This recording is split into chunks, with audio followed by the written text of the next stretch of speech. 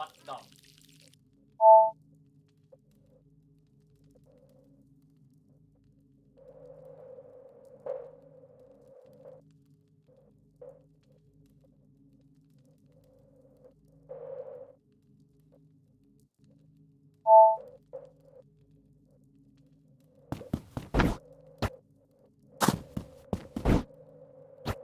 Dang!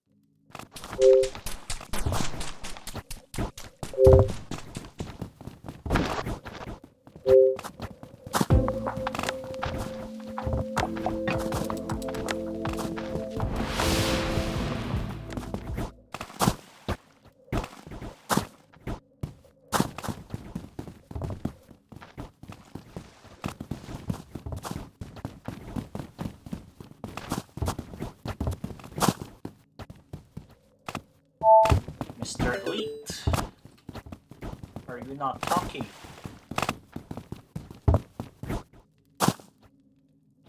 Looks like an all-in.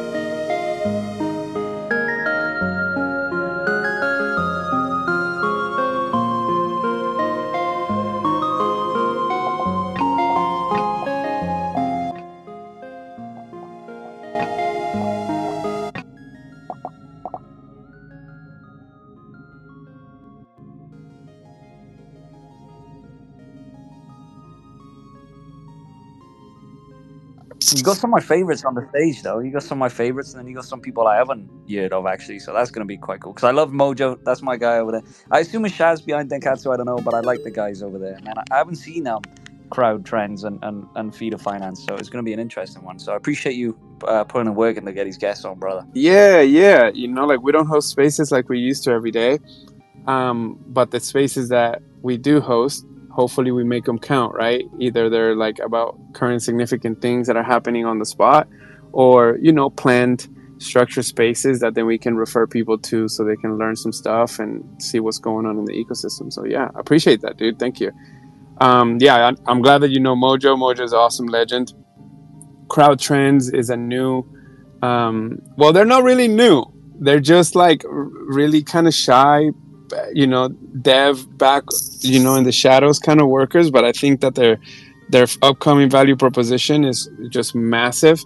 And I'm like always searching for these entities that are doing stuff to make the ecosystem better. You know what I mean? Like they work in the realm of you know, the Zerberus thing. So here in a minute, you know, I'll get into it, and you're gonna like this because I know that you really analyze, you know, Twitter and trends and you know how people react to posts, and you know you freak out if you don't get 7,000 likes and that type of stuff. So because you really apply yourself to, you know, to making sure that people feel your posts and stuff like that, and you know, acquainted with trends. So that's what their name is, Crowd Trends. No, I just didn't get enough attention as a child, and I'm desperate for it. Yeah, that too. But you said it, not me. But yeah, we got Lil Sook. How are you doing? So sorry, I thought no one was speaking and it was just me who couldn't hear a thing. So GM Murph, Arf. sorry for coming back in That's late. probably the only time that I've ever arfed. I'm kind of starstruck right now. Lil Sook is like everybody's mommy, global mommy in Hong Kong, Taiwan, Taipei, Vietnam. I don't even know. She's Singapore, wherever. She's out there with the pudgy Korea, and I'm just like, what? Like, yeah, I want to travel everywhere. Sounds fun. I mean, I did it recently and it was epic, so I want to do more of that. But welcome to the space. Thank you for making the time. You know, it's a unique space considering we always host at a like not your time. So I'm really glad that we can make this all work and have you here. And we have a lot of your big fans. We see Optimal down there, wears a mushroom head like every day and makes like, you know, sexy videos for the Sappy community. We got Rose down there that, you know, always be shilling his bags to VeChain. And everybody in VeChain, I swear, has a Sappy by now in Cardano, which is, you know, ironic. But yeah, you want to introduce Lil Sappies, and you know I know a little bit, but you know I'll give you the stage to introduce Lil Sappies. What's your main focus and so on? Okay, it's been a while since I introduced the Lil Sappy's project in like an official setting. So yeah, we are 7,777 Lil Sappies on Cardano. We actually brought in one of the huge and biggest NFT IPs, which is Sappy Seals from Ethereum, and created in a more like dynamic, fun, cuter form with all male and female Sappies. So really happy to be here. Esco is definitely a great friend and his vibes are immaculate. So I had to come and join. And what's up, El? What's the thumbs down?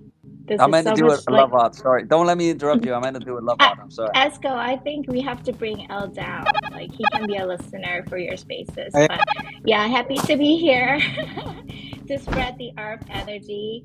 And I can't wait to hear more from Denkatsu because you guys are doing super great with IP proliferation, and we just we want to support NFT IP being decentralized, not just in Web3 scene, but also in Web2. And one of the things that I learned the most being a community member, I started being a community member, community lead. council member and now part of the Pudgy Penguins team, is how you build a brand, how you expand on an IP together with the community, right? So it's very exciting times, and can't wait to hear more from everyone. Absolutely. You're not going to slide out just like that, because, I always be prying and trying to just get so much info out of people. It's kind of my job when I host these spaces. So I'm going to get to it. Obviously, shout outs to Mango, wherever he may be hanging from whatever tree and branch, because he's a mango. And I know he speaks Spanish and stuff because I've spoken with him before. I know that he's also part of the team. He's a good guy. He seems to be like everywhere. I think he's assisting the Plague as well on a similar type of IP expansion into Cardano and stuff. So the dude is active. Shout outs to everybody that said that you were extracting liquidity from a chain that has barely any. It's kind of ironic. And I remember I contributed towards, expanding you guys' reach. I didn't even know you back then or anything, but shout outs to Ape Society. There's a lot of shout outs on this one. Shout outs to the Ape Society because they gave me 10 whitelists, and since you guys' mission was to expand the IP, that's when I became I was like, okay, I'm gonna ride that train.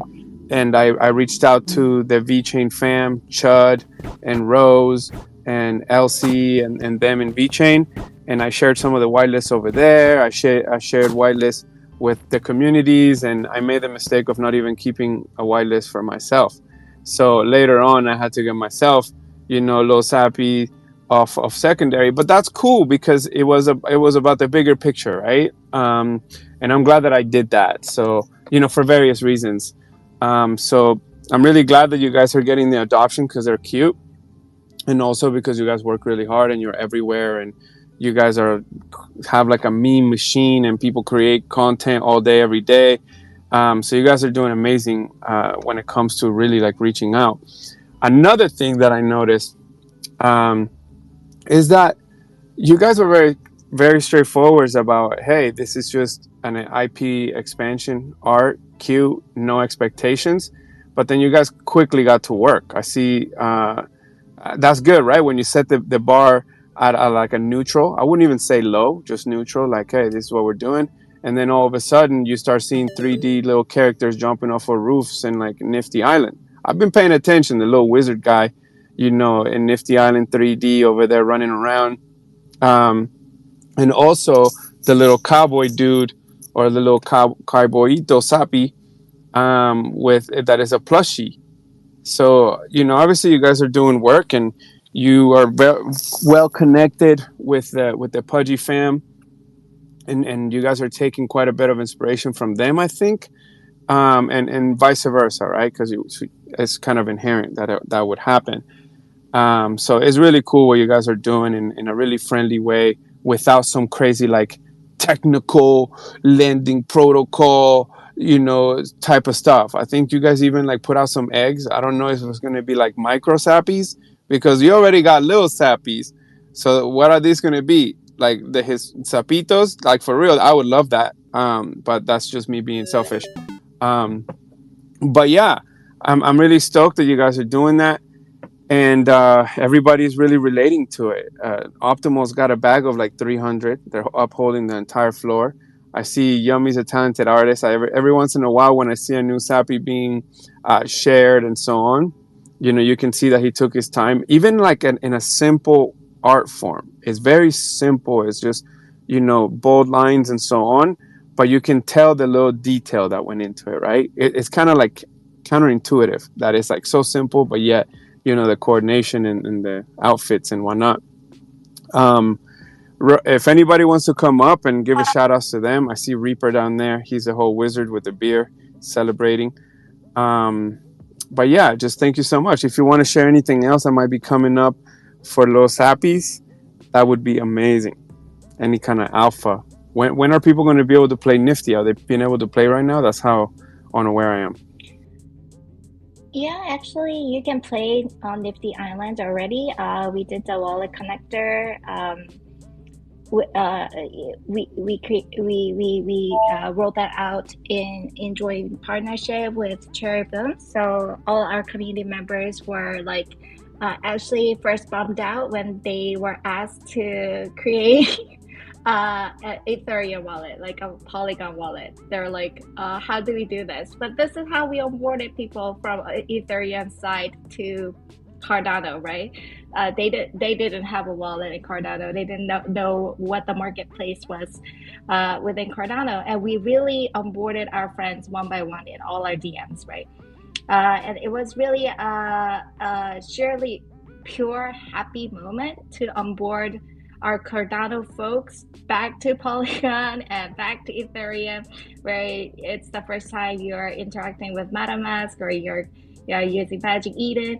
And they were able to connect their Cardano wallet and another Ethereum wallet, a Polygon address actually, to get the airdrop for Sappy X. So yeah, it already happened, and once you connect your wallet with the Polygon Sappy X, then you're able to play in Nifty Island as one of the two IP characters that we are building the lore around, which is the cowboy and the wizard. So I think the characters that we want to create the lore and the story around Lil Sappy's are the traits that the community loves the most. So of all the traits, cowboys, wizard hats, captain, like the pirates, have received a lot of attention, and we have a lot of community members who pride themselves in it. So those are the characters that we are kind of pushing our Lil Sappy's IP towards. As for the things that are upcoming, I think we always spell the alpha somewhere in our timeline. So if you check out the Lil Sappy's official account, you'll see that just like Esco had gone over and mentioned briefly, we have plushies that we are rolling out. They are almost up to par and expectations of our quality. So once we fully feel like we are confident for you to hold them and love and cuddle them in your rooms, it shall be available and accessible to you very soon. Also, I'm trying to expand the Sappy Seals IP over in Asia. So currently we have a partnership with a big cafe in Gangnam, and it's actually already open to the public. We selected 4 seals, 1 big and 3 Lil Sappies, to be featured within the cafe. And there's really like cute but dangerous menus like Sappy cold cream coffee, we have Sappy cakes, and just the public, without really knowing much about the Sappy Seals or Lil Sappy's, Cardano or whatever, they'll be exposed to our IP. So really excited to see. And then actually gonna host a brief coffee meetup there with Sappy Korea and some Lil Sappy folks in Korea. So that will be like hosted at the end of this month, where we sit together, grab a coffee there, and really like, you know, talk about the community. And we also will probably have a huge side event during the Korea Blockchain Week, KBW, in September. So probably gonna plan that ahead of time. Damn, busy enough. Go ahead, Mateus. Just want to give a quick shout out to everybody in the replies, sending all those little sappies to us, sharing the space, retweeting the space, and also give a special shout out to CripToeJesus, who I just pinned up to the top.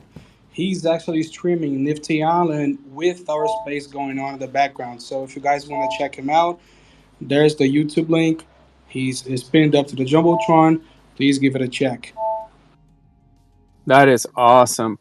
I'm glad that you, Losuk. I'm glad that you made this whole thing happen and with Nifty Island, the wallet connecting and I don't even know how it works with Polygon as like an intermediary sort of thing.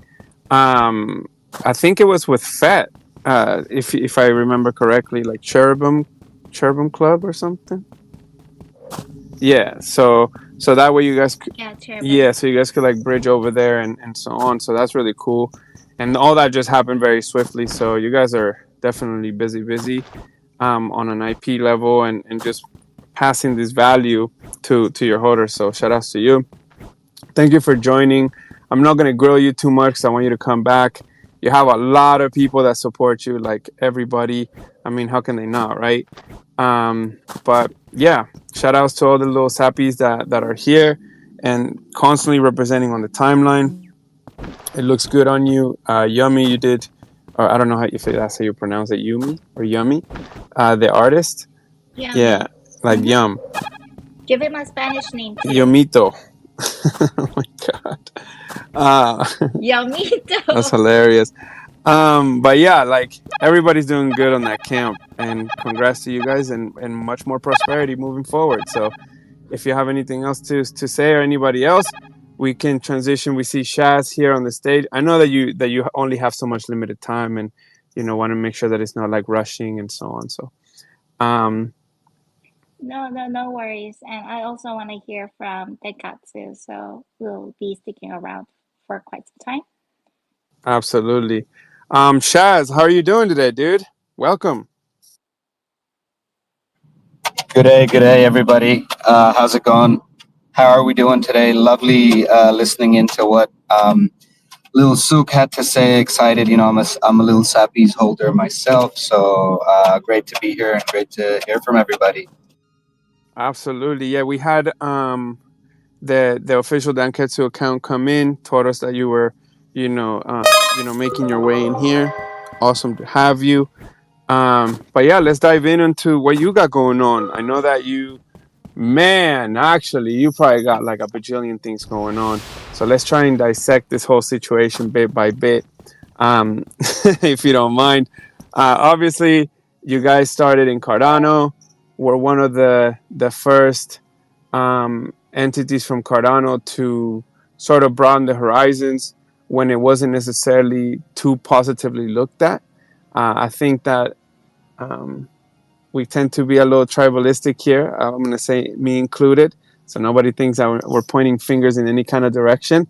And when you're pursuing doing new things, that can seem like you're moving away from the people that have supported you. Some of us, again us, can draw conclusions that are not necessarily the intent. So I'm glad that you made, with your level of confidence in your community, that you made, the approaches and pushes that you did to go to Polygon. You're seem to be very well connected over there. Polygon Labs, they couldn't make it today because it was too short of a notice. But you're working on a multi-chain wallet. You got a plushie, toy deal with one of the largest entities in like North America or something, and I don't even know. So let's just start by, how was that transition during that time? Because I've been here for 2.5 years, and I know that there was a bit of turbulence when you were transitioning or just expanding. It wasn't necessarily like uprooting and migrating. It was just an expansion. So let's start there. Yeah, for sure, mate. And I appreciate the kind of background there. Yeah, look, I mean, it's going to be a year since we expanded to Polygon, and we're still very much on Cardano alive, doing a lot of exciting things. So personally, I mean, I don't focus too much on the past is the past. It's fine. A year ago, maybe people weren't so open to the idea. Now, of course, we see projects moving completely, which is it's up to them, right? I have nothing to add on that front, but for us, the expansion was very much I would say, very focused, and there was a strong reason for expanding.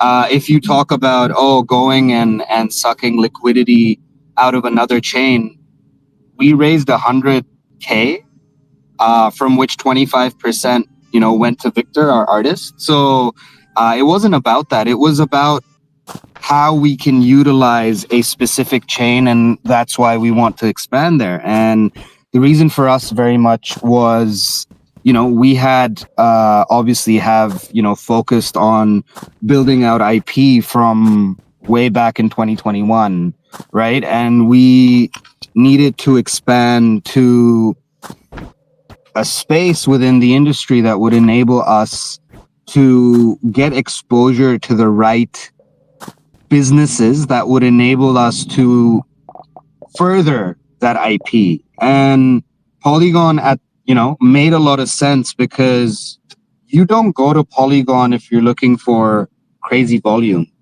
right? That's not what Polygon's about. Polygon is essentially a base layer for multiple non-Web3 businesses when they do introduce blockchain functionality into their businesses. So back in the day, they had the Starbucks loyalty program,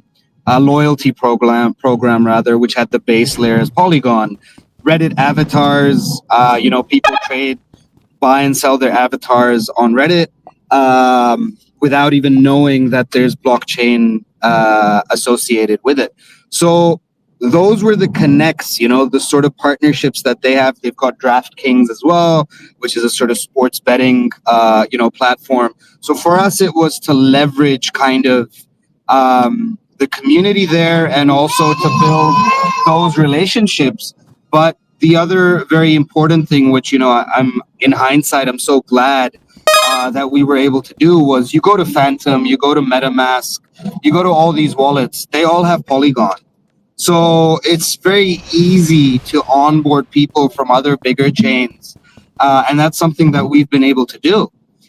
So that was the reasoning for us kind of expanding. And I mean, at the moment, it's things are super hyped for Denketsu on the Polygon side, and even on a larger scale with, some of the stuff that you touched on with the, the deal with J Corp and everything we're doing on that front. So I'm really, really excited for what's coming next.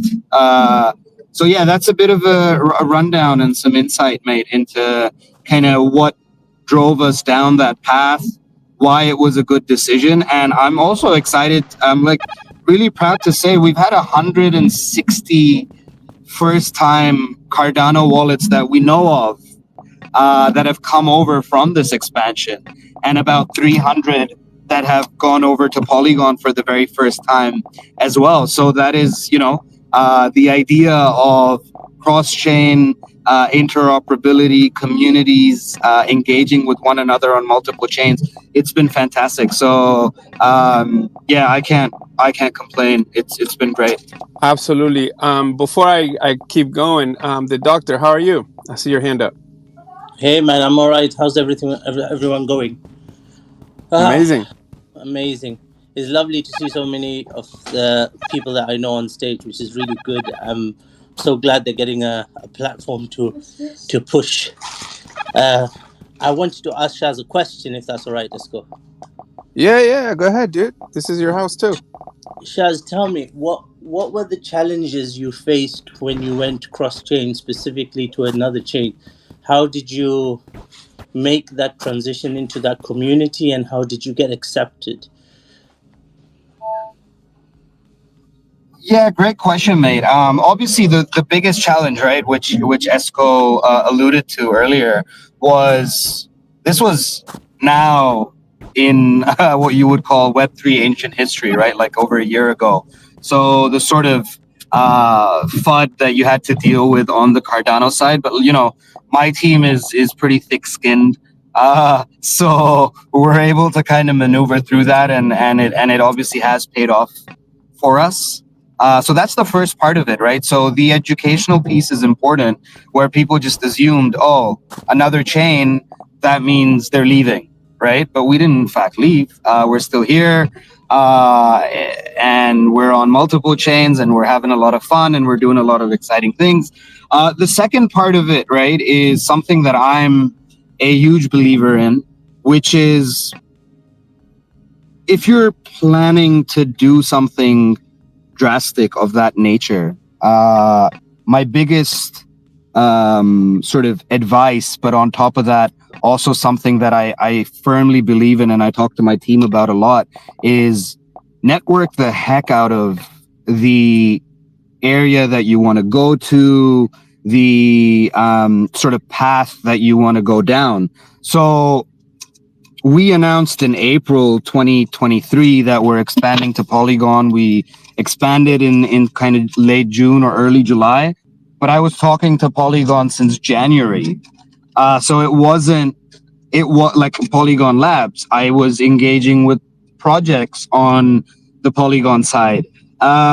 So for me, obviously one of the tough things there was, well, why should we, when you go into a community, don't go in from a place of, oh, well, we're better than you. Go in from a place of, well, we want to learn from you and share our insights and see how we can grow together, right? So to kind of build that trust, that's always a challenge, I think, when you're coming in from somewhere else. I think, again, Polygon and layer twos in general on the ETH EVM side are a bit unique because they almost act as an avenue to onboard people from multiple chains. So you may not necessarily find a community of, the strength that we have on Cardano, but you'll find a lot of people from a lot of different communities coming over to check something out that's of interest.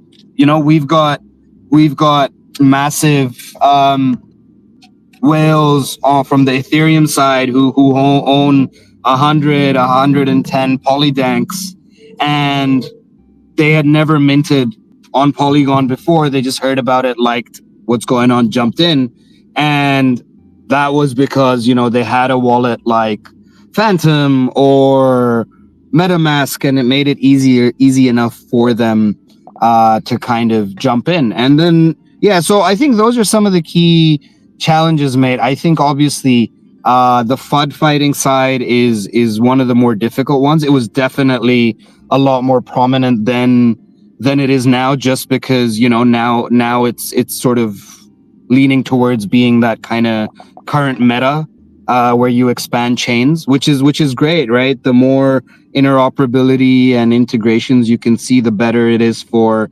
cross-pollination of communities, engagement with one another. And look, this is the beauty of it, right? We had Solana meme coin season not too long ago. People were making big money. A lot of Cardano community members had jumped into Solana for the first time.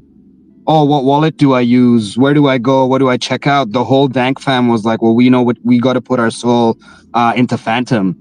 We've been using Phantom for 6, 7, 8 months.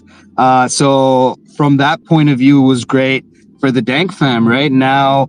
And I think since then, a lot of our community that was predominantly Cardano has opened up to a lot of other chains. So it's been overall, it's been great. And sure, you have, a few people. We don't have anyone in our community at this point who's like, nah, why'd you guys expand? There are a handful of people who are like, well, we're still going to support you on the Cardano side because we love you guys, but we don't want to expand, and that's okay, right? It's their sort of prerogative to make that decision. But most of our community is now on, trading on multiple chains. They've been given that educational piece. They've experienced trading. They've gotten free token airdrops from. Yeah. So that's essentially it. Yeah. I hope that sort of addresses the question, mate. Doctor, you get that?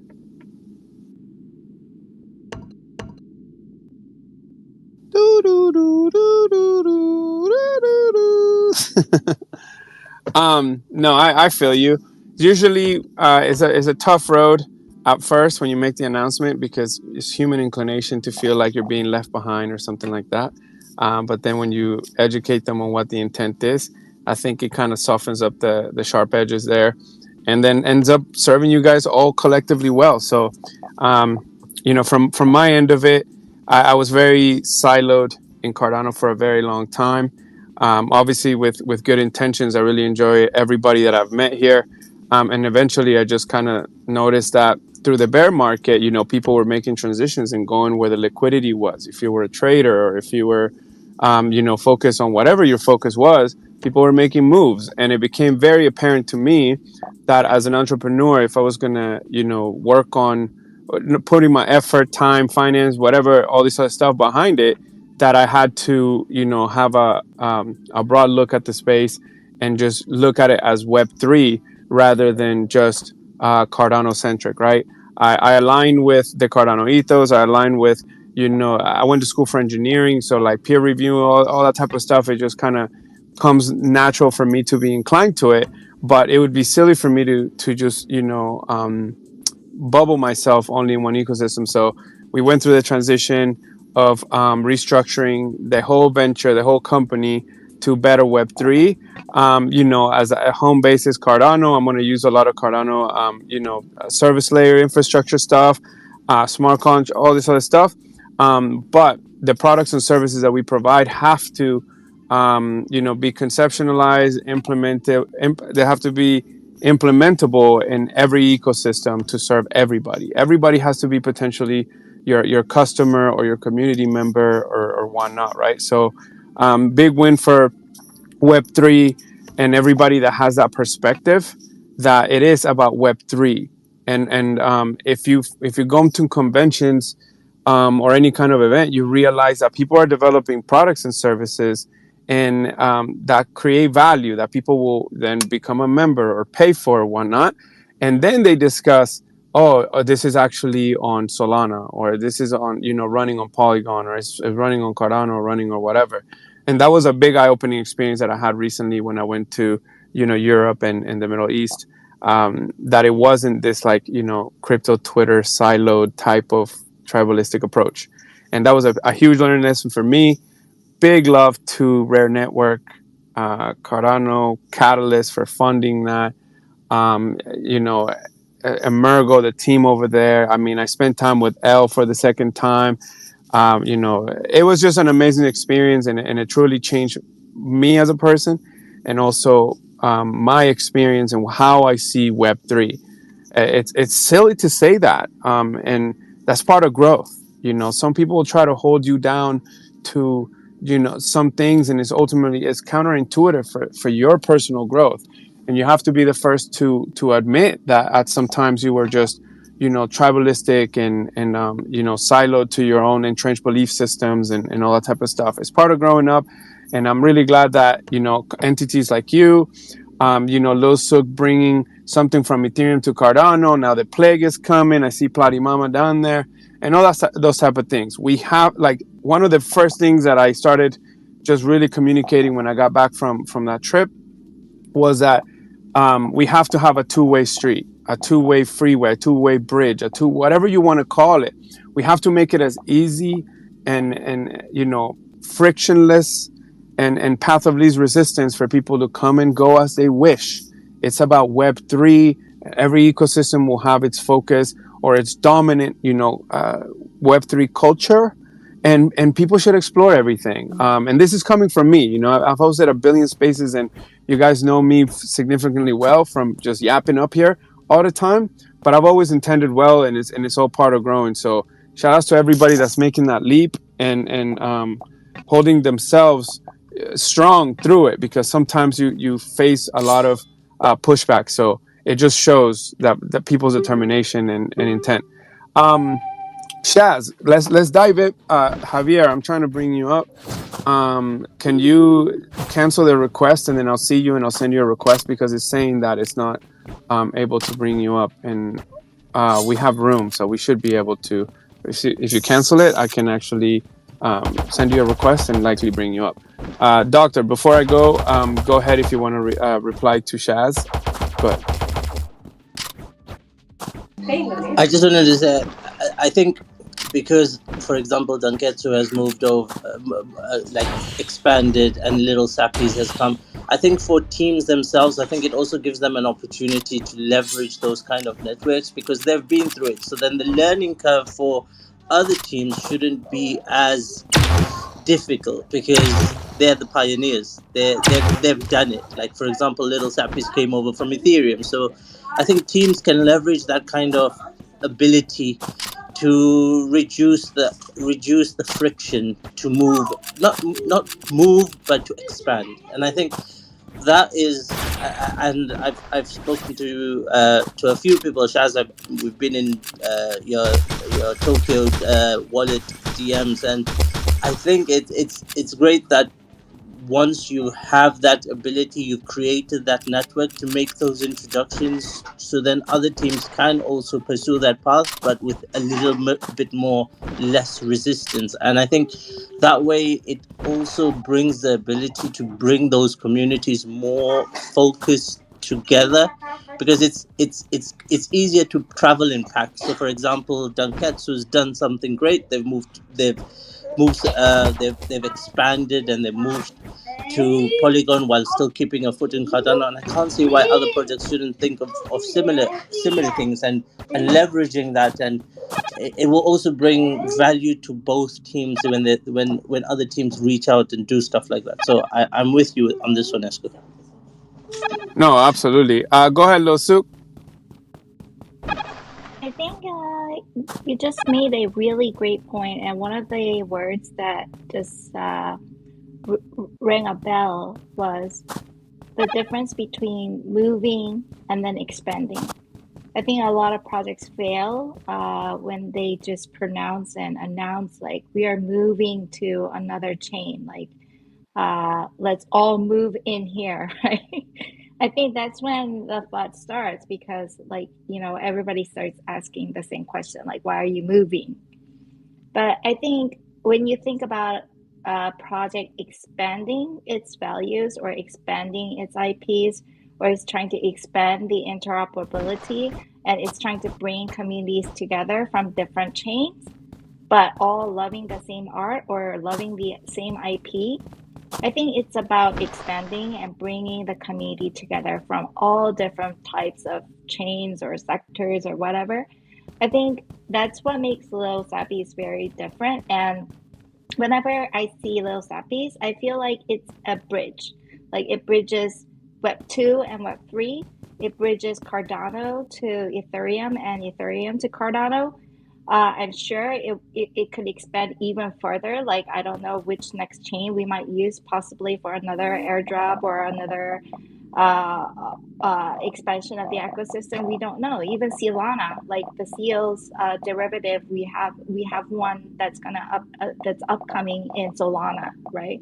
So I think there's no boundaries. Like you could expand the Sappy Seals IPs in any way you want, and in any chain you find more adaptable, and you feel like, oh, maybe the community here hasn't even heard about Sappy Seals or don't know about this brand or don't know about this IP, and why don't we seek to expand there?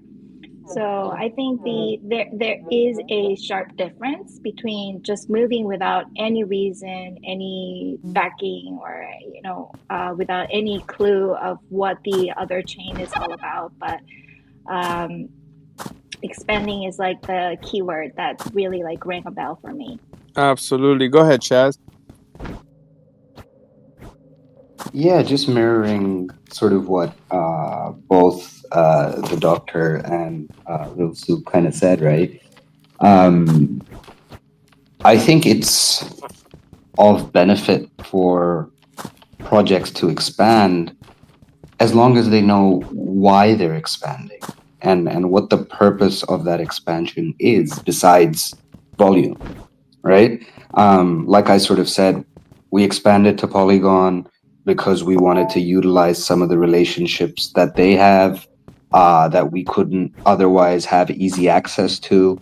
And obviously, now with our sort of partnership with J Corp and starting off with our plushies going to mass retail, and then, talking comic books, music, vinyl toys, all of that stuff. That was a big reason behind it. That's sort of how the relationships came to be. So there is that key, delineation between those two concepts. I couldn't agree more. But I think it's also important to recognize that, what Lil Sappies have done, what we've done, we're seeing other projects as well, kind of doing this. They're expanding for a reason, not just expanding for, just for the heck of it, because it's maybe some are because it's the current meta. I don't know.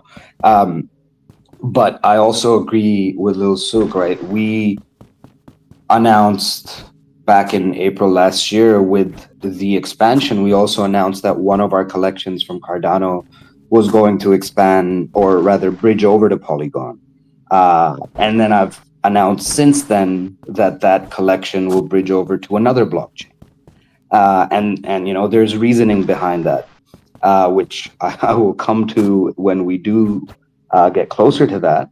But you need to recognize what is best for your business, what's best for your community, and you need to explore your options, right? Polygon was not the only chain that we were looking at back then. At the moment, I've talked to teams, I think, on 4 different chains that I'm having conversations with about a potential bridge for our season 2 collection on Cardano, right? And let's not disregard the fact that it's also important to Cardano doesn't work like other chains. There's no one founding entity. All the entities have different purposes. You need to put in the effort to get to know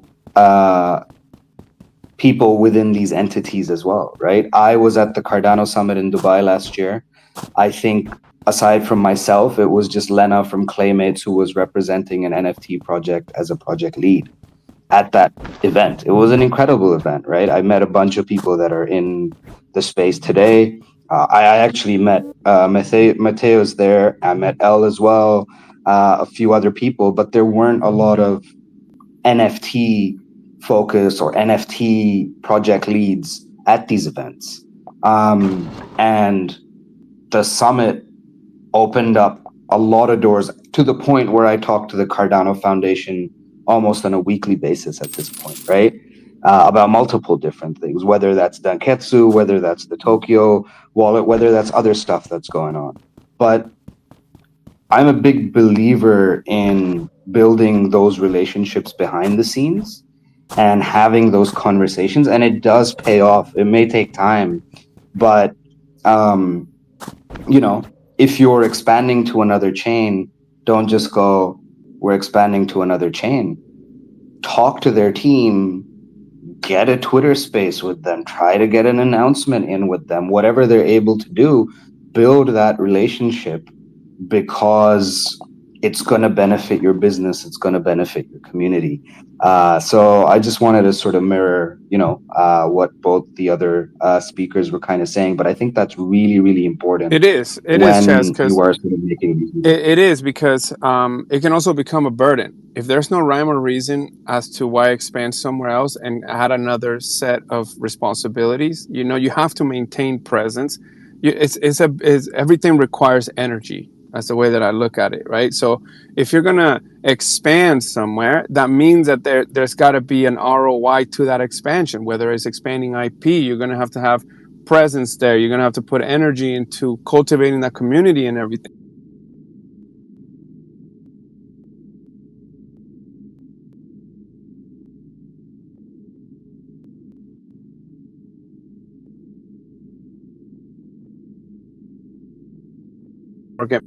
You can easily see that, right? But when entities expand to broaden their horizons or tapping into a larger demographic, or that, when you bridge to Polygon, now you're in the EVM type of circuit, you're also in the UTXO type of circuit, and the different communities and so on, and you have your rhyme or reason, right? And that makes sense. It all requires energy, and it could be a positive if you're well-intended and transparent, or it could be a burden if you're just doing financially, because it is a short-term sort of approach and intention. Let's go to crowd trends for one last question before we keep going. And I want to just kind of like pick your brain a little bit more about the plushies and the wallet as well. The wallet I'm extremely interested in. But yeah, go ahead, Patrick. I just want to say a huge shout out to all of you, specifically for broadening my horizons in regards to the cross-chain pollination. Just complementing that a bit more around cross-chain, right? So just a bit of a lesson in regards to the traditional toy industry, where I started my career. If you think about, for example, the Star Wars action figure toy industry market, it was hugely dominated by Hasbro back in 1990s, up until Lego decided to take the IP from Hasbro and basically overtook Hasbro as the main IP in terms of collectible builder toys, which was built on top of Star Wars. Why am I bringing that analogy to the space? Is there's a lot that can be done with IPs, and the IPs can be actually broken down into many different facets that actually are best served depending on the blockchain that you are in. So yeah, just wanted to say thank you for broadening my horizons on that. No, absolutely. That's why I invited you. We'll get into that, after we interview the guests right here. But I'm super stoked that you're here, and Mojo as well, and Fit of Finance and so on. And we will definitely get into it. Thank you for contributing to the space, Patrick. Shaz, I wanted to tap in a little bit, kind of like a short form thing, about the toy. I don't want to even call it deal, because it sounds like financially interested, and I think is great. I think that it's obviously a good expansion of IP is going to be in stores. People are going to buy it. We see Pudgy Pinguinos over there like crushing it. They went from Walmart. I just saw a little commercial recently for Target. So started, in my opinion, started with one of the largest retailers of what you can consider kind of like, I don't even want to, how do you say this? Like kind of low barrier of entry price point products, right? It's Walmart. So,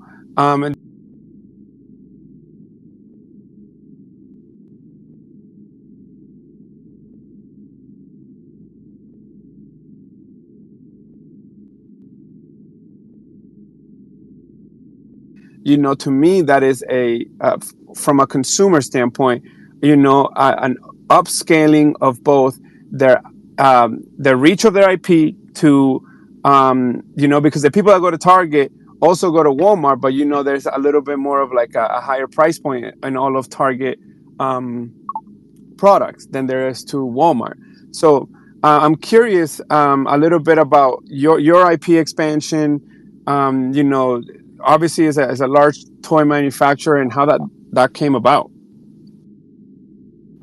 Yeah, for sure, mate. No, look, I mean, I actually got 2 Pudgies for my son in the past 6-7 months, and it's awesome. You get them at the Walmart equivalent here in Australia as well. I actually found out that you could get them in like kiosks in Malaysia. I saw them in Dubai when I was there recently.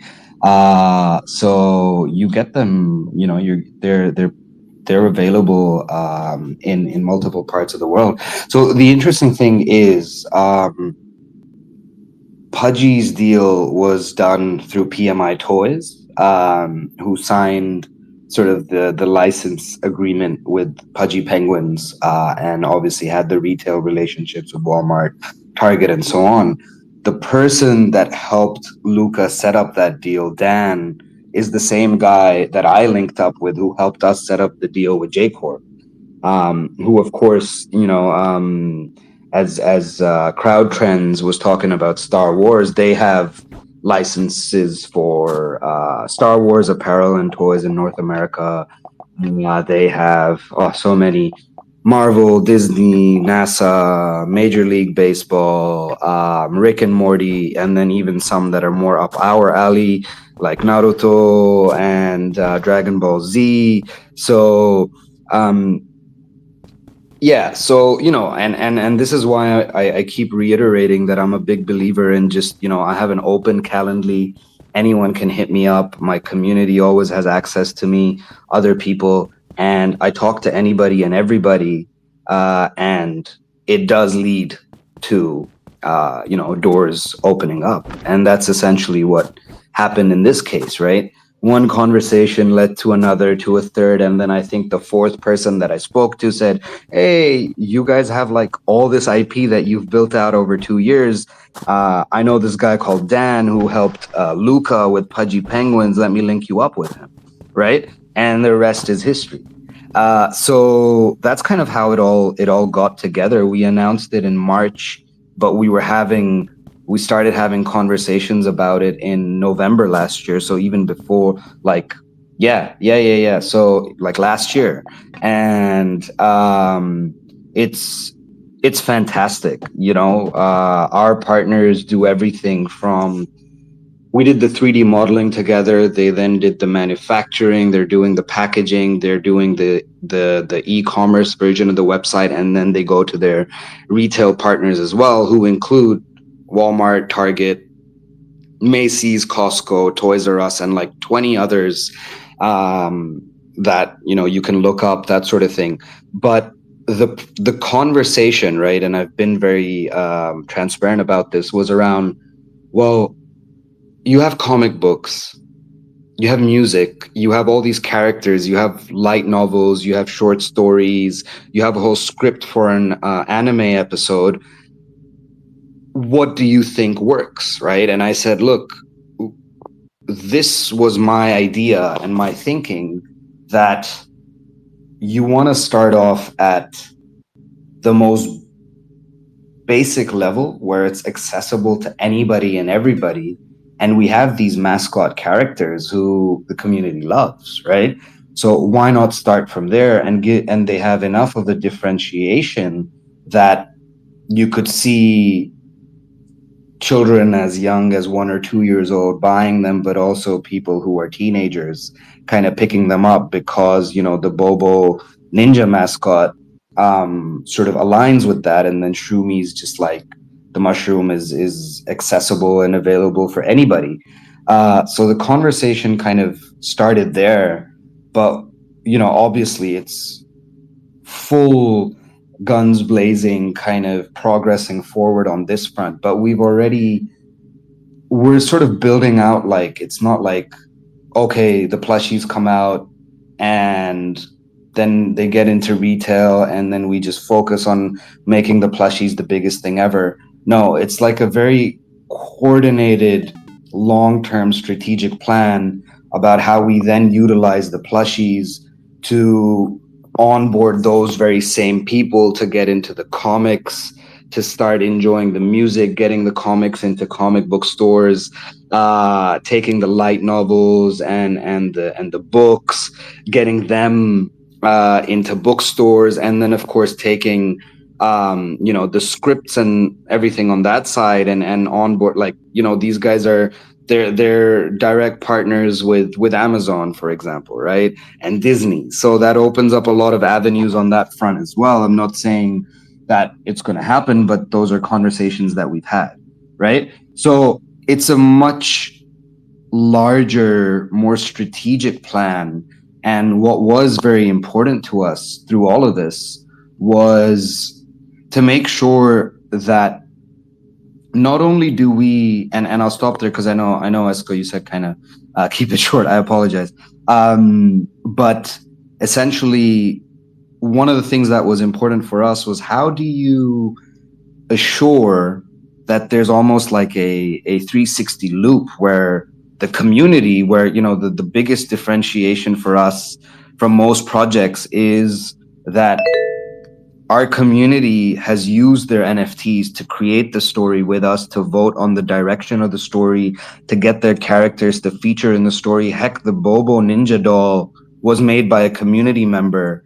And then it became like an NFT in our, like a companion in our NFTs, and then eventually our mascot. So that's where the sort of royalty side of it comes in, where if you're able to submit an NFT, if it features in a comic book, if it becomes a plushie, if it becomes a vinyl toy, if it features in a book, then you are, you will get a percentage of those royalties as well, up and until you hold that NFT. So we have a whole legal side of that, which is going to pick up as these plushies come out. At the moment, we've almost finished up the agreements with the holder of Bobo and Shumi, which are our two characters that are going out. And then we've also announced a partnership with the International Rescue Committee, which is, one of the largest non-for-profits. But the really so a percentage of the royalties will be donated to them. But if you choose to buy a toy or multiple toys and you don't want them, or you don't want some of them, you can also donate them to recently relocated refugees in the US, and, particularly those families with young children. So that's another thing we've done. But, with the IRC, everyone from Walmart to Adidas to Nike, heck, we even found out that our partners J Corp support them as a charity. So that pushes this forward even further. And that's, I think, what the most another very interesting and perhaps unintentional part of it turned out to be. But that's a summary. I will stop there because I can go on for a bit. That was a good summary. No, it makes sense. Now, I got like 5 DMs being like, yo, who's Dan the plug? I need to get plugged with Dan. I'm like, yo, relax, man. Damn, you got to go to conventions. No, I know how important it is to go to events now. I went to Paris Blockchain Week and then Token 2049 and Blockchain Life in Dubai and all that sort of stuff recently. And dude, I had the best time. I called them social networking events. Other people call them after parties. I call them, because that's what I'm doing there. You know what I mean? I'm networking. I think I have like 30 different Telegram, contact info and everything, because you never know who you're speaking to. And to my surprise, most of the time that I was speaking with somebody, it was somebody in some high position. Not even going to lie. One of my buddies that I met in Dubai was speaker in a Mario Nafal space, like back to back all the time. I'm like, yo, what are you doing up there, Habibi fam? We're in like a Telegram together and stuff.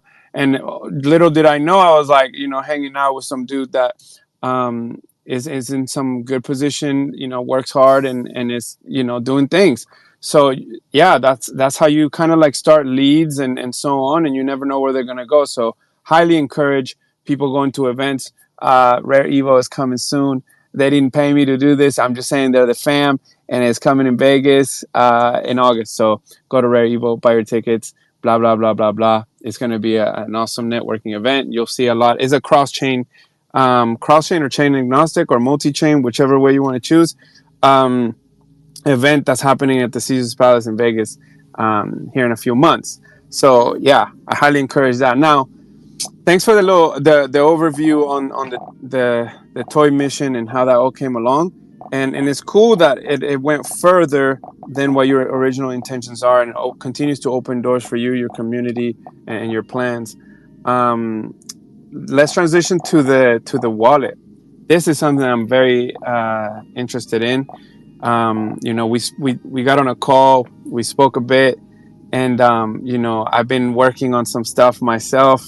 And I'm highly interested in this multi-chain wallet because it's a multi-chain wallet. Usually you just like download one wallet for one ecosystem. And I think that,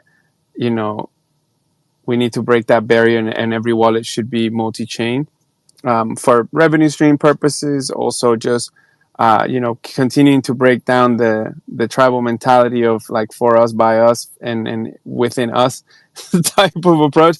So, can you shine a little bit of light on the wallet that you are a part of building?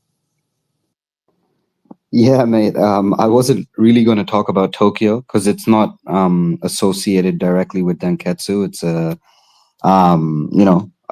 there is some mutual team, but I'm one of the founders along with 3 other people that I know pretty well, based here in Australia as well, who are, one of whom is an incredible dev, been on Cardano since 2017, has exited multiple businesses for very successfully rather, and a couple of, a guy who's worked everywhere from Goldman Sachs to PwC to you name it, and is a pro at fundraising and commercials and all of that jazz. So it's been a very, very exciting venture so far, and we're getting closer and closer. We actually have beta testing, and I know some people in here are beta testing for us at the moment.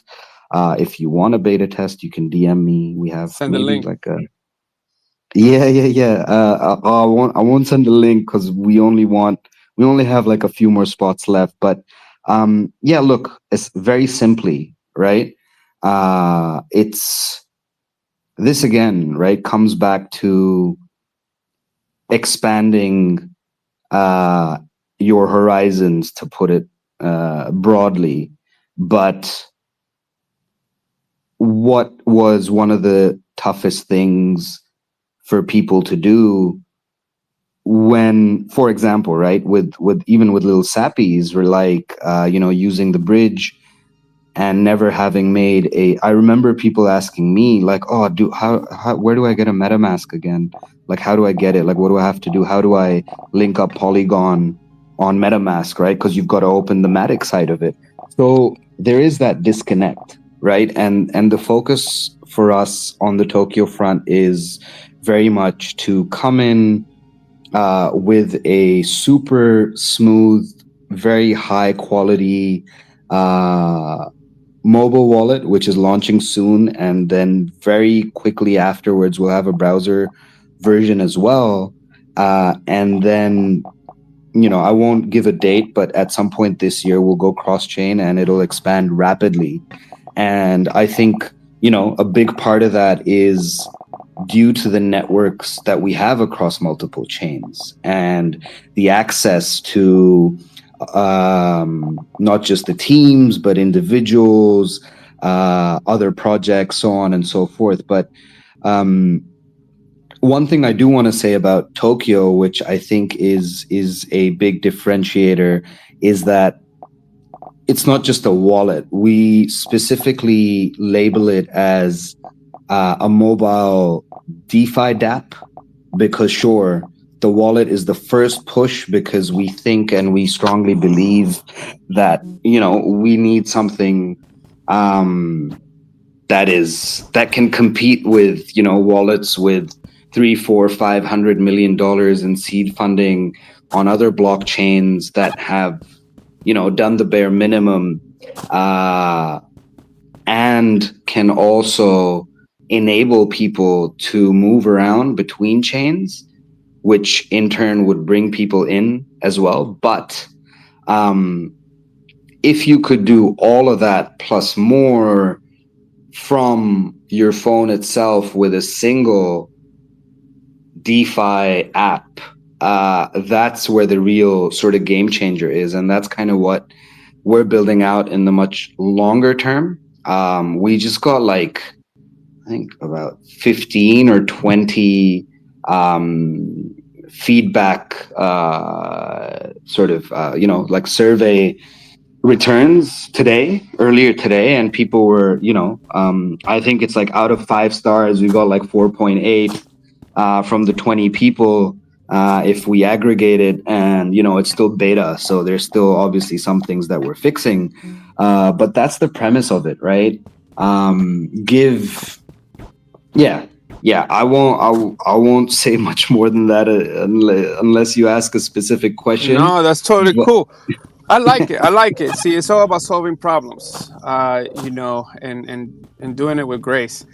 I'm very interested in doing some testing for you, giving you some feedback, and then having the second part conversation that we didn't have when we had our video call. I've been working on some stuff, and I highly believe that there's a lot of synergy with that and what we're doing, and we'll have that conversation when it comes. So I really appreciate, first of all, you guys' time. Everybody's time is very important. It's precious, and we all give it to each other ultimately because we're passionate about Web3, and whatever chain it is that we call home and transition back and forth from. So I just want to say thank you for everybody's time in the audience. I see one of my longest running friends in Web3, A-Song. I haven't seen you around in a little bit. I think you've been busy.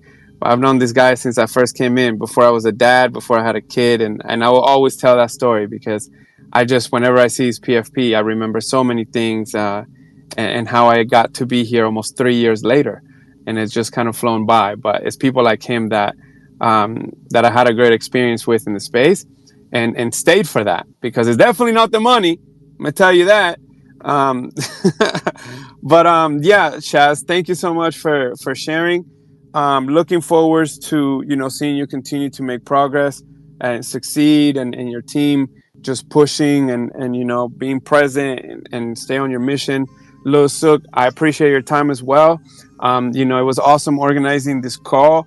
It's the very first space that we host at a usually we try to keep this space at like a fixed time every once a week and this and that. But, like I mentioned, halting that entrenched belief system that you have to have this like time consistency, and instead just catering to a global audience is something new. And it comes with that like nervous type of risk that like, oh, people won't show up at 7 a.m. my time because they're used to showing up at noon.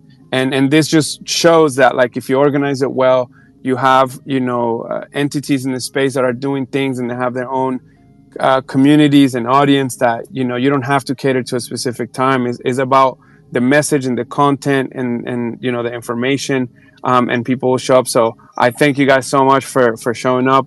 Doctor, for co-hosting. Now I want to introduce two entities that I have recently became friends with. I'm gonna call them friends because to me, there's no difference in whether it's through the phone or the computer than in real life if you associate for long enough. And I'm going to start with crowd trends. And then we'll go into Mojo and Pains because we got also Fita Finance and stuff. And these are two entities that are doing some really cool stuff that I see improve the space. That's like, I'm out here looking for this type of things. Crowd trends to me resembles a lot of what I originally felt when Cerberus came into sort of my radar. The doctor up here, if people don't know, now he's the doctor. I don't know why you got the double doctor, but maybe because he has double the bedside manner that I don't have. But he's up here and he's co-hosting. Thank you so much. But the doctor works for Cerberus. Cerberus is a on-chain data analytics company that ultimately puts together risk assessments, right? And provides the community with token risk assessment based on their network. If you want to know more about that, you're going to have to look into it a bit, because it's not your basic how much liquidity and volume and circulating supply. It's the network effect. And I will let them explain more that in depth. I'm going to bring them in here. How about that one of these days? But CrowdTrend is an entity that is also in that sort of facet of the space. It is a data analytics entity, because we no longer should be on the trust me bro. We should be on the verify me bro, because I think this space is easily influenced by, well, influencers and key opinion leaders, KOLs, whatever you want to call it, people that are just trying to pump their bags. And there's people I've known of some kind of mischievous behavior in the space, that people have multiple accounts, like a dozen accounts, and that they maintain, that to post about certain things and fill your feed with this is the next best thing, and they're telling you something, but then in the background doing something else. So data, to me, data analytics, actual factual stuff is king, to avoid the trust me bro mentality and continue to get wrecked by people that are just trying to PvP make money, right? So when I found the way that I came into, and sorry, this is kind of a long story, but I have to introduce you for everything that it is. The reason why I became acquainted with CrowdTrends is because me and Elle hosted a space one time in which we were discussing Cherry Lend, and I'm not going to mention his name because it doesn't matter. At Tulsi Drop, that person over there, and we ended up discovering that there was some negative things going on, or potential negative things. And since I worked for Iagon, I was kind of tasked with doing some research in the background to make sure that this entity wasn't being nefarious with some Iagon holdings for the ISPO, the Iagon's holding, the claim portal, right?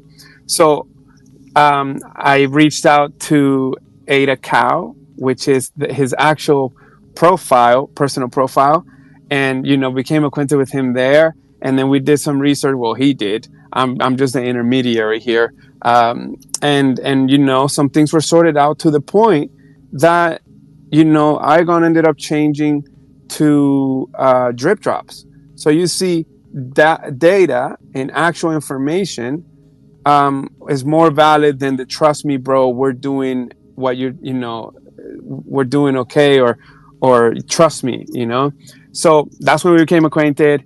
And then recently I found out they're coming out with their actual product, which is called CrowdTrends, company that has many products. And now we have them here. So in short format, introducing them right now. So then in the future, when we have like an actual, they're guest speakers right now, same as Mojo.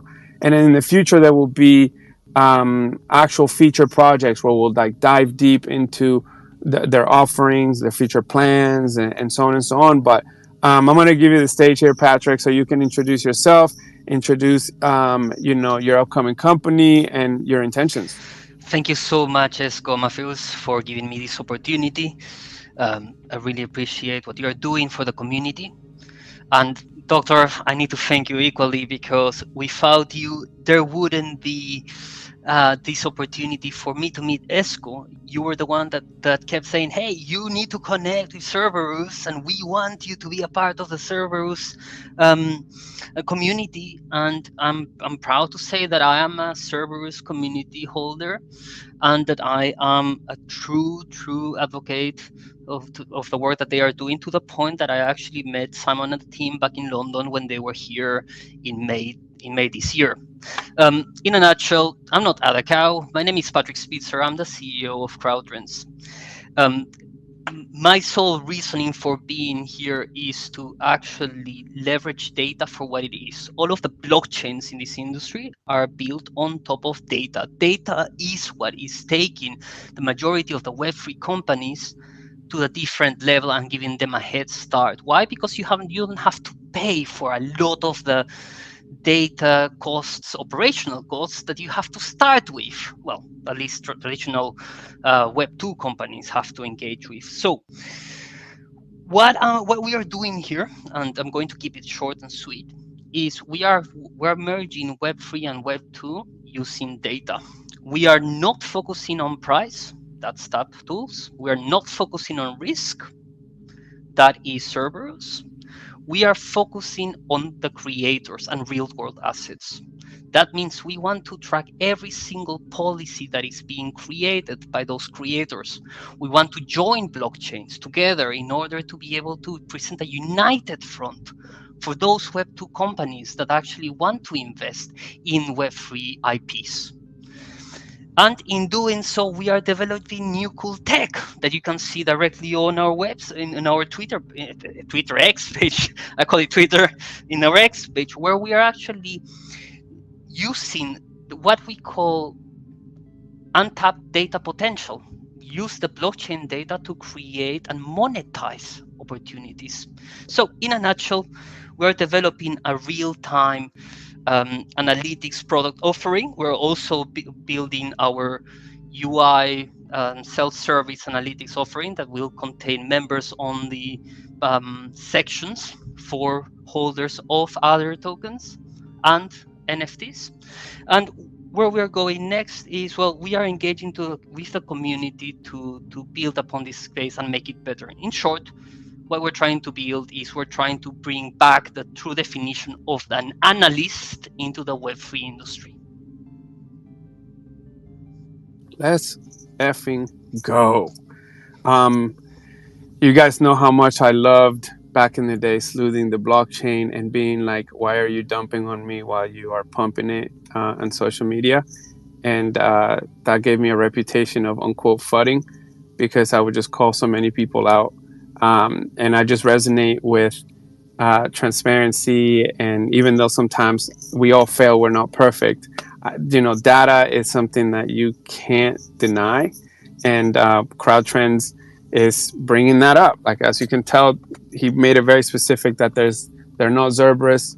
They're not, this is what they are. And if I'm correct, they're tapping in also into the X API, which is paid for. It's very expensive, and not many people have access to that. So there's so much opportunity for them to build tools about what crowd trends, and all of it derived from actual data. So Patrick, thank you so much.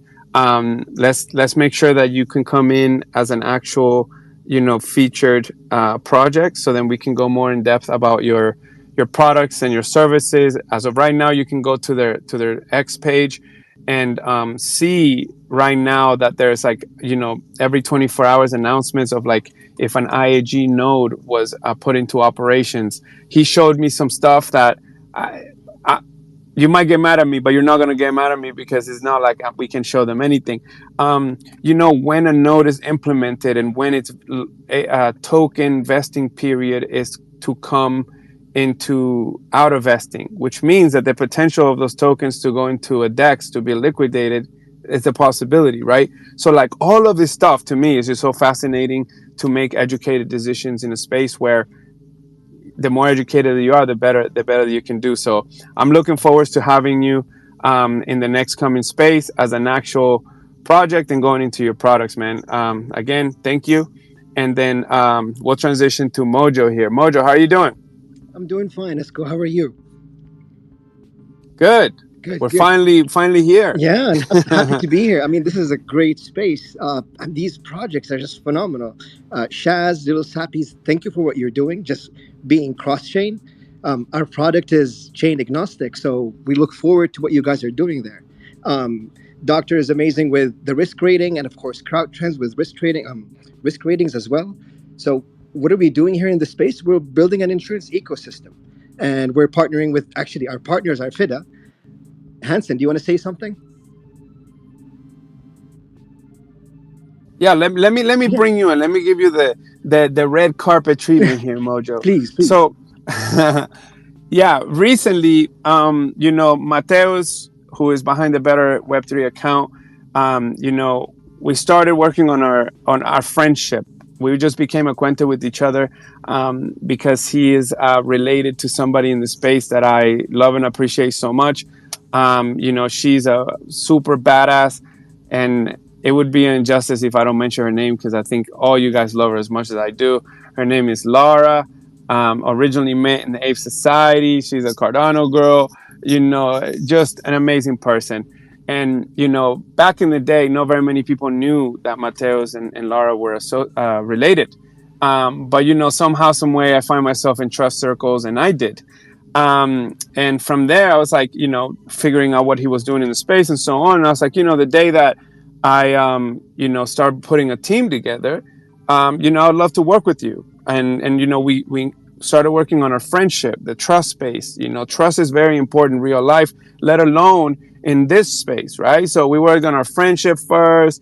And then, when I was like actually about, starting to restructure and rebrand the company, Mateos came in and started helping me with the rebrand. We came up with, Better Web3's logo together and all this other stuff, other cool stuff that, you incubate that actual team energy and sense of mutual respect and all the other things that to me are very important. And then from there, Mateos obviously knows exactly what we're doing, what we're intending to do. And he actually also helps Mojo in pains. And so there's like obviously synergy there. And then all of a sudden, the doctor, I've shared the light paper, the Better Web3 light paper with the doctor, and he's helped me too. You see how like all these things that happen in the background and how you build your own, I would say group of empowerment, people that help you and stuff.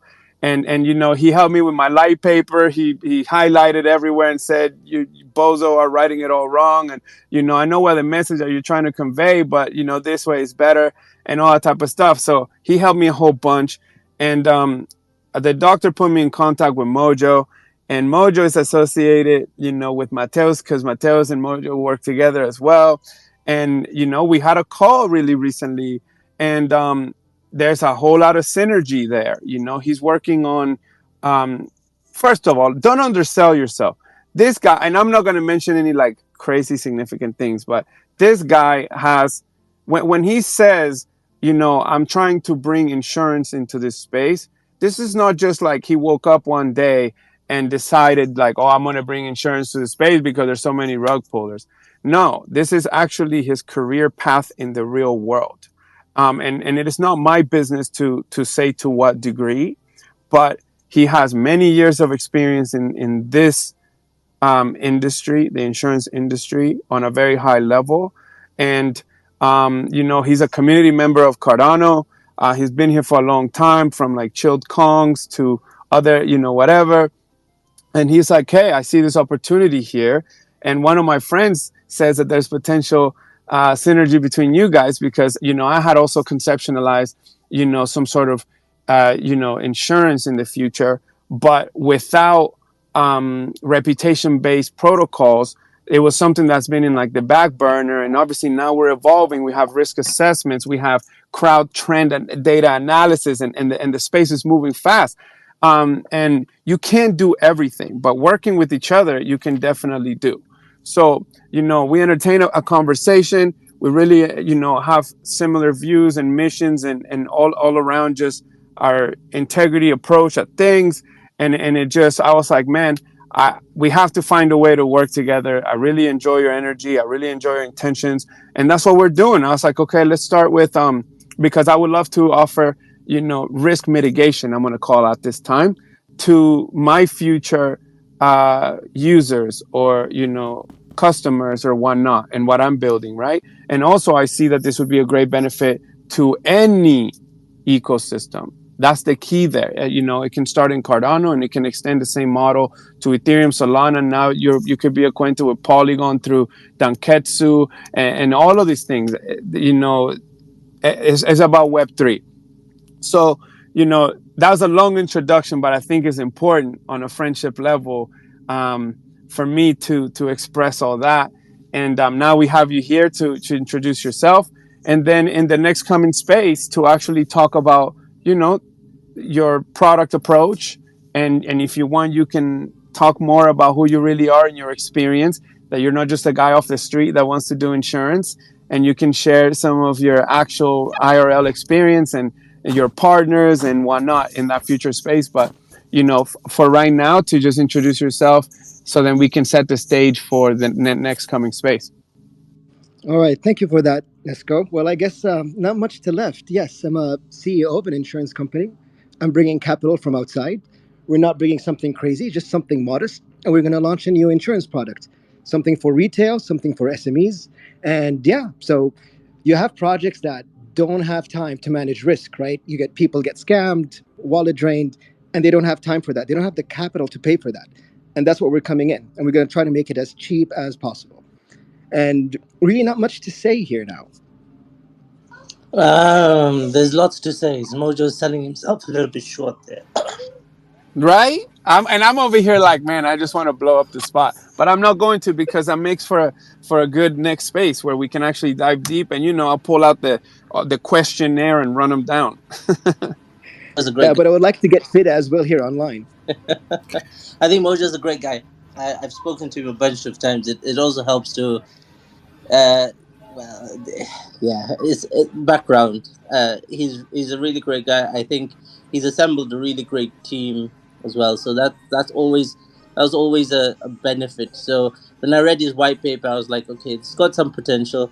Let's see where it goes. And then from there, things just the ball started rolling. So he's put together some great names. I think one of his lead investigators is like a person called Bob Cornada. If you don't know him, you should definitely look him up.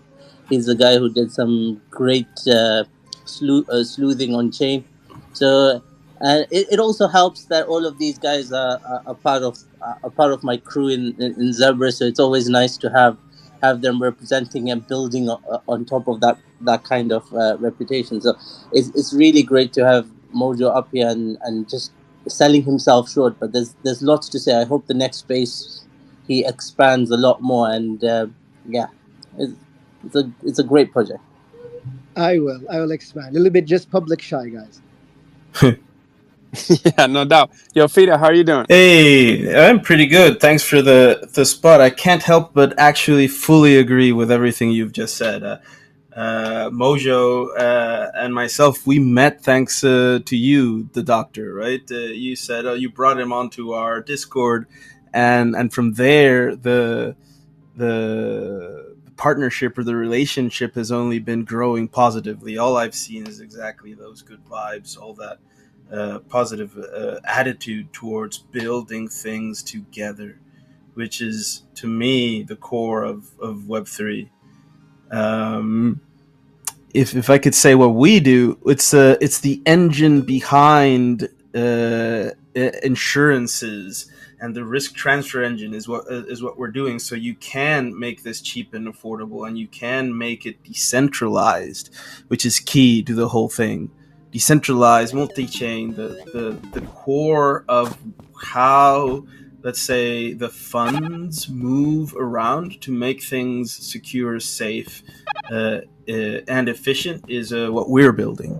So it was a match made in heaven, right? Because we're in this, let's call it a marketplace and development phase, and it's like, oh, how are we going to get like traditional insurance companies in to invest in Web3? And it's like, oh wait, but that makes no sense. I see Mojo here, he's doing like insurance fully on, and let's go. It's like we don't need Web2. Let's build the stuff that we want, and from there there's so many other things that need to get insured, and transfer that needs to, like, the transfer of risk to a system, FIDA, right, that handles it safely is super interesting to me and to us, right? That's why we're building it.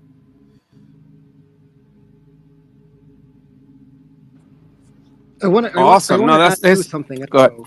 So what's up? We've always provided this product in Web 2, which is cyber insurance, since 20 years ago. So in Web 3 now in Cardano, so you have FIDA Insurance, who is going to provide us with capital. You have Zubris, who's going to give us a risk rating, and Tap Tools, who are going to help us with tracking. Vault 3 with data, guarding the data. Profila with the CRM. Gen Wealth are doing something phenomenal. If you lose your keys, there is a backdoor to protect yourself. So what I'm saying is, all these projects are inspiring us to build an insurance product around it. And that's really just the gist of it. It's nothing is being built alone here. And of course, no, absolutely. Yeah. And that was part of our conversation, remember? Like when I was conceptualizing this like rug insurance thing, because I was working on a single product called Ruggable for the past like 2 years, and the space kept evolving, and I kept refining that product, and the space just keeps evolving and keeps evolving, and then I ended up at the point where I'm like, hey, you know, a reputation model, you can't, you know, I am insured for my vehicles based on my history and my reputation as a good driver or a bad driver, right? And at that time, when I was conceptualizing things, there was no Cerberus risk assessments. There was no all of the things that are now. So, I mean, you just mentioned a slew of entities that would be contributors to make this possible. So, if any time this is like the time to start heading down that road, and obviously putting all of these components together to start this insurance value proposition. And I'm not going to mention like all the little things that we discussed, because you know we can do that in the next space.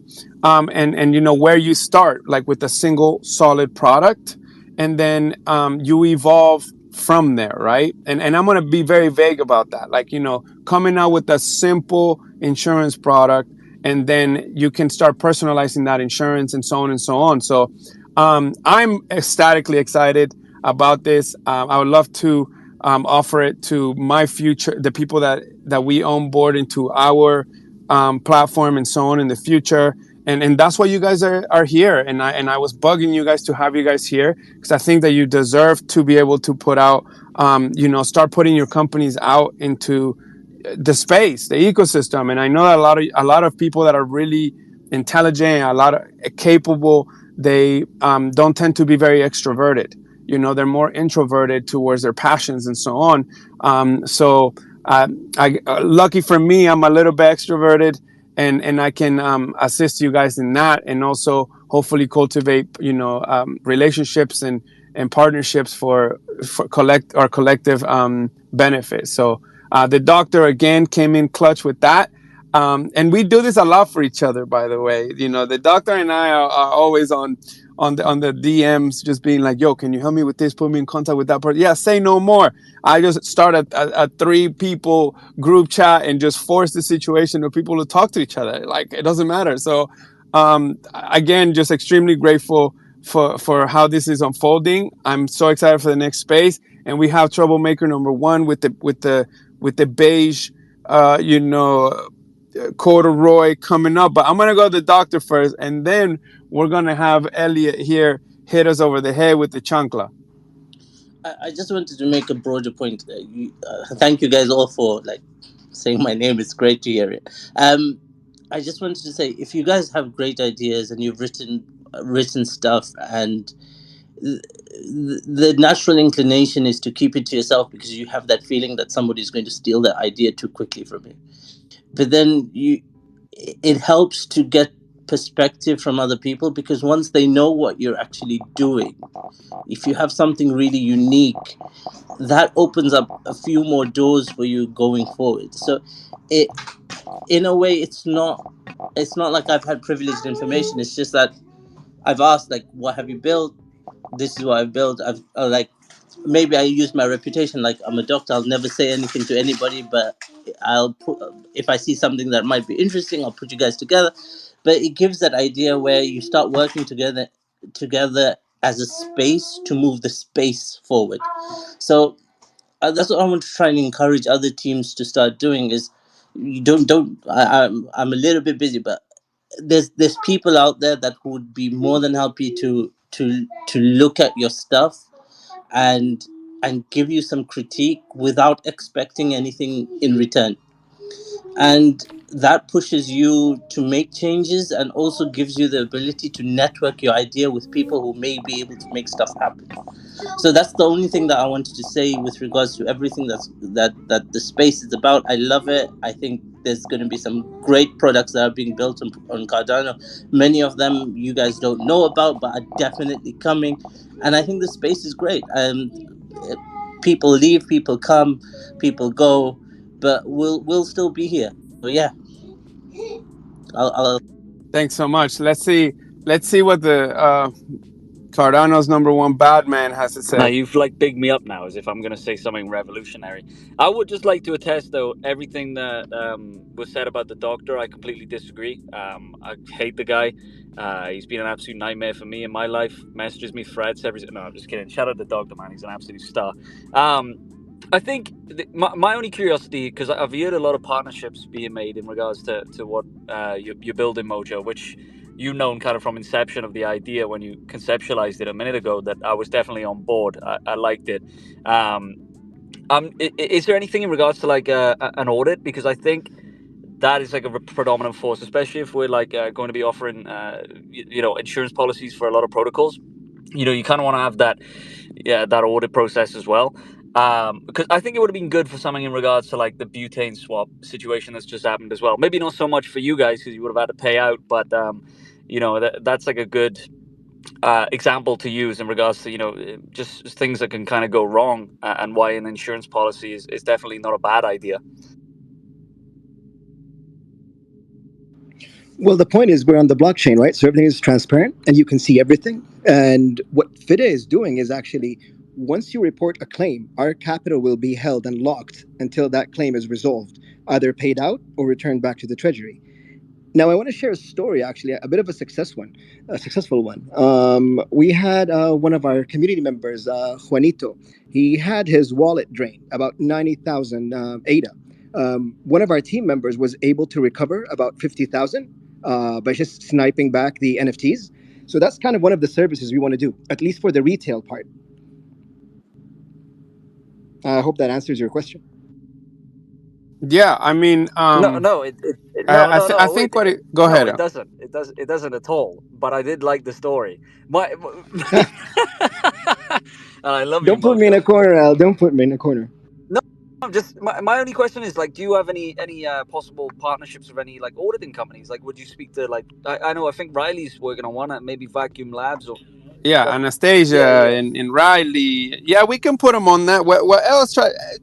Elle just comes in and is like, yo, just explain it to him. Like, hey, auditing, so then you don't get exploited, Yeah, but he's making my life difficult now. Why would I need auditors? They're not my friends. Well, you would need auditors because I assume you're going to provide insurance policies for companies, right? And regarding that, you're going to have those companies like SundaySwap or MinSwap or, that have extremely convoluted code, which is very difficult for the majority of people to understand, right? So you want to have those people that are willing to audit the code in regards to if there's a malicious intent behind leveraging an insurance policy. 100%. Right. What he's saying is ultimately, like, if you're going to insure some, you got to make sure that their code, their smart contracts, everything associated with their platform is completely safe and insurable. Because if it has a back door, they'll put an insurance policy on you and then exploit themselves or something just to cash out on the insurance policy. Kind of like the shady things that people do in the real world. Kind of like the pump fund situation. Like I know it was malicious because the guy used to work I knew you there. were gonna come with this. But it's a good example. The motherfucker used to work there. He knew there was a back door. He fucked it all up, and it's not necessarily their fault. But they allowed that back door, and they allowed the guy to do whatever he just did, and everybody lost a lot of money. So it's like the reason why I'm saying that. It's more of an advice metric rather than me asking a question, Mojo. I think I would love to see you guys partner with some sort of audit company just in regards to not being attacked by malicious backdoors. Oh, absolutely, 100%. Yeah, no doubt. But this is just a little intro.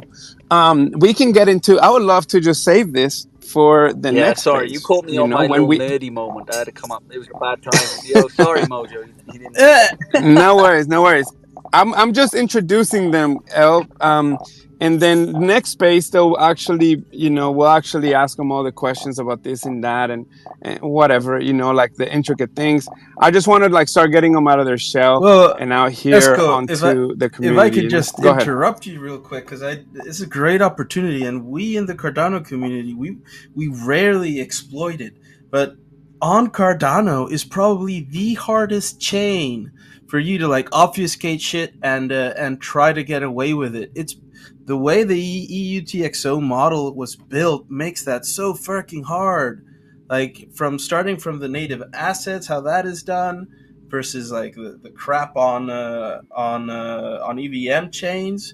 It's that's one of the main reasons that the FIDA, the protocol itself, I don't think could move and out of Cardano without some serious security concerns being raised. Sorry, No, absolutely. It's a.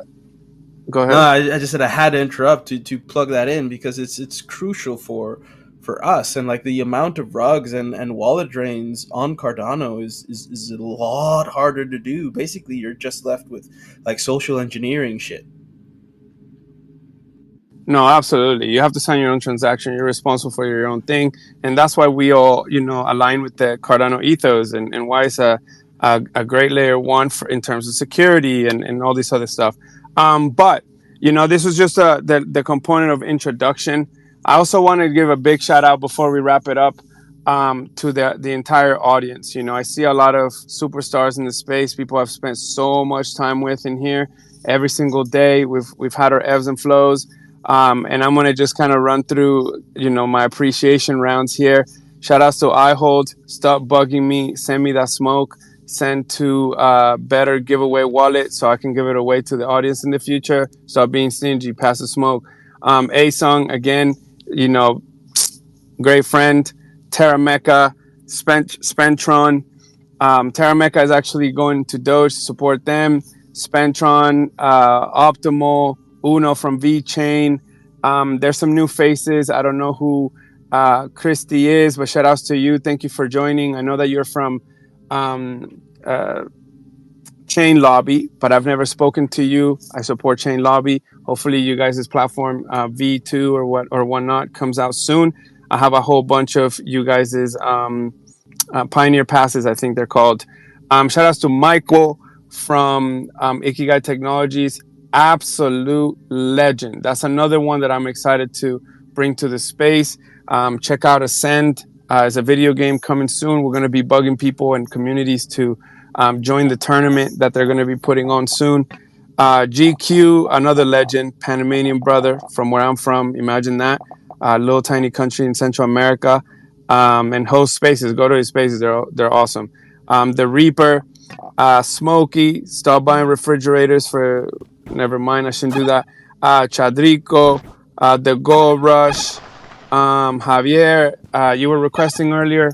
We were having issues like bringing people up, and I really wish that you would have been able to come up and ask whatever you were trying to ask. Rose from VeChain. Another legend that I enjoy his spaces, very intimate, great VeChain spaces, unbiased, keeping it real. I love that. Bobo Dank is the mascot, the plushie that's going to be going out from Donketsu, who we interviewed today. Crowd Trends, looking forward to bringing you on a more in-depth space as a featured project, to actually ask all the questions,